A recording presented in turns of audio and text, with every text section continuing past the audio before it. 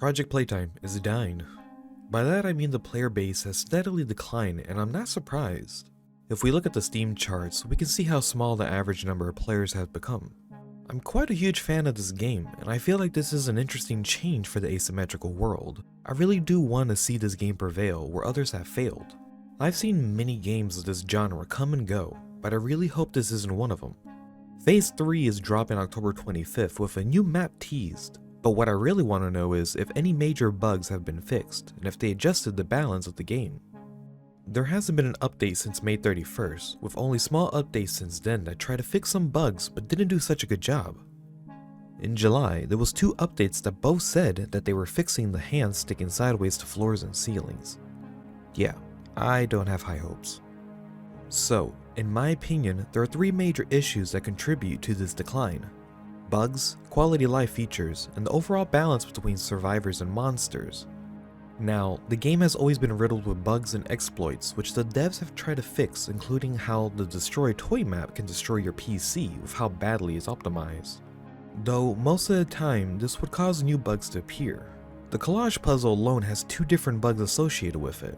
One which can complete the puzzle in 1 second, while the other, if you take the time to complete it normally, with the tiles lined up correctly, it won't give you the completion. This is probably the only time I would ever use the other bug. I mean, I did the puzzle correctly, but it just bugged out. From each map, there are spots and locations that you can hop yourself onto, which can be annoying to get to as monsters, especially Huggy, or impossible to get to even as Boxy. Toy Factory has a horrible bug that teleports you from the first floor up into a room on the second floor. By the time the monster reaches where you teleported to, you would be long gone. Let's also not forget about the monsters, such as Huggy having silent jumps that make it so you can't hear him approaching. They fixed it in one hotfix, but then broke it in another. Not to mention Boxy can spring jump through vents, while Mommy Longlegs can just hop through the vents, basically removing the distance you've gained by running through a vent. Most of the bugs found in the game can be used by survivors, leaving the monsters to struggle in most matches due to how big these game-breaking bugs could be. It's amazing how new bugs are still being found till this day, which still shocks me. Besides fixing a ton of bugs, some quality of life features would be great to have and ease some of the player base's issues. What I consider a quality of life feature may be different from what you would call it. These include at least some form of matchmaking, like what we had previously. Maybe have some form of MMR, but that would depend on the devs being able to keep track of certain data. At the moment, if a monster walks past you while you're keeping still, the chase music that starts can give you away. Countless times has this happened to me, making stealthy plays harder to do unless you hide in lockers. But the biggest topic in this category are the lobbies. Having one person host a server based on their internet speed can widely affect the other player's game, with some puzzles reacting quite laggy, increasing the difficulty to complete it. While the host has the best connection, of course, giving quite an advantage. Having stable servers that host the game with a vote system for map changes, maybe kicking unruly players, but mostly so that everyone has a stable-ish connection. Some lobbies I've entered are just unplayable. This creates a weird balance with everyone experiencing many problems, while others would crash due to how unoptimized the maps are. Now, what I believe is causing the biggest drop in the player base has to be the game's balance.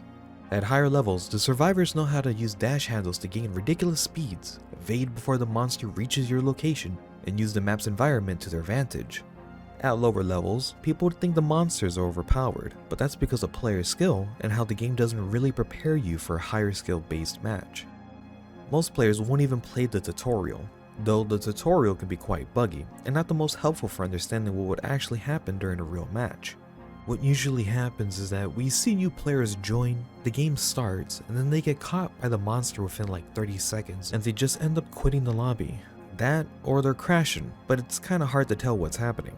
A rework for the tutorial with maybe a practice match with bots could be a great way for players to experience a proper match, but with a not so hard AI monster and some bot teammates. They make it seem a bit too easy with how it's designed at the moment, while player controlled monsters can do a lot more than what's expected or shown. Even the survivors can do a lot more than what's hinted in the basic tutorial. Nobody really wants to play as the monster, due to a lot of people abusing either bugs or some unfair movement tech with the dash handles. The biggest issue with them is how the game keeps the momentum after you use the dash handle, b-hopping to gain incredible speeds and distance. Regular row skipping isn't much of an issue, but slingshotting truly hinders a monster's power during the chase, and with how many are placed around the map, it can be really hard to catch up to a survivor. So at least remove the speed gained after dash handle is used, or a rework of how you would interact with it should be looked into for some balance. Monsters are on the weaker side with a lot of problems, such as the sabotage's cooldowns. Most take way too long to be used again, having matches end before you can get 2 to 3 uses out of your sabotage. Both the sabotages and the perks honestly need reworks, tweaks, or some new ideas added.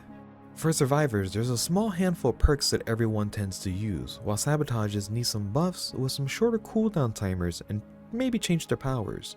There's just not enough interesting things you can do during a match, which the game becomes a bit bland after a while sadly.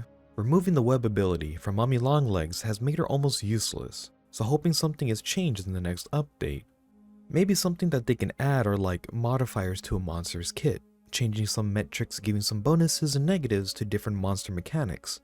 This can make monsters and matches feel fresh, as after a while it can be quite stale playing against the same thing for a few hours. Changes like this could help impact levels of play from both high and lower skilled players, keeping an even balance. Maybe even changing a small thing like Huggy being a bit quicker in the vents like he was in Chapter 1 of Poppy Playtime. Speaking of vents, the maps would also need a bit of a touch-up. Some paths are just awkward to maneuver as a monster, and who on the dev team thought it was a great idea to add an extra pillar on the Destroy a Toy map? The first 2 maps have 9 pillars in total, while Destroy a Toy has 10, making it incredibly difficult to protect it as the size of the map is large, and can become quite difficult if the survivors are playing smart. These are just some of the bulletin points that's been spoken about over in the Discord, chatting about ways that the game can be improved. A lot of us are big fans of the game, but with how things are going, we can only be hopeful that the devs can adjust or fix these blurring issues, and that the game doesn't die out. If you enjoyed the video, leave a like and share with friends so maybe the devs can see this. Leave a comment on what else you think you'd like to see change for the better of the game, and subscribe for more videos. I appreciate all the love, and I'll catch you all in the next video.